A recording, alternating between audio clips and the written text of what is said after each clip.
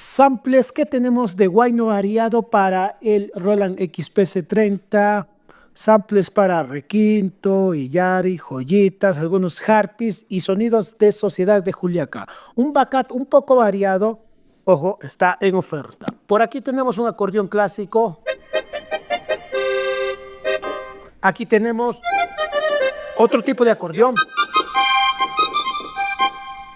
Aquí tenemos ese similar para joyitas.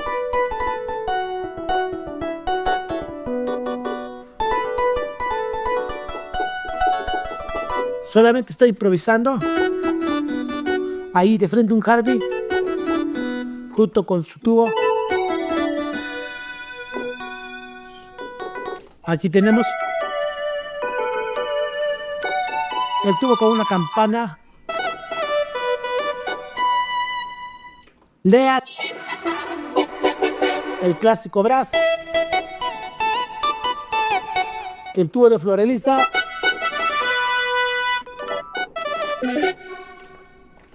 ven que son samples variados,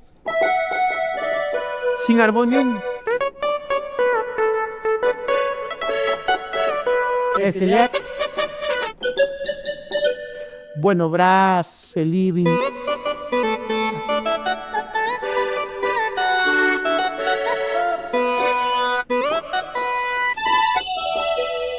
Bueno, ya tenemos ahí sonidos del Casio, CZ, staccato, Future Pad en el 2 que tenemos.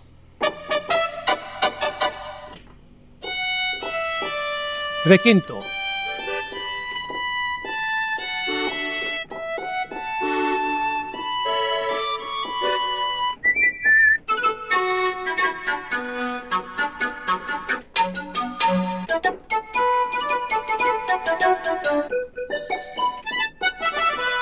Ahí tenemos puro requinto, normal, los clásicos sonidos.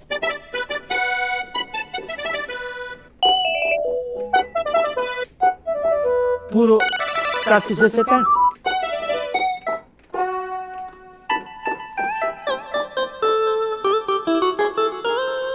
Bueno, la guitarra del Phantom.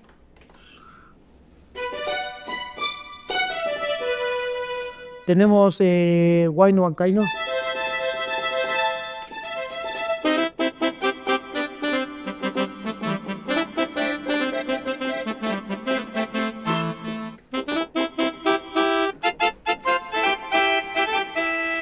Luego, ¿qué tenemos por aquí? Los clásicos de toda la vida.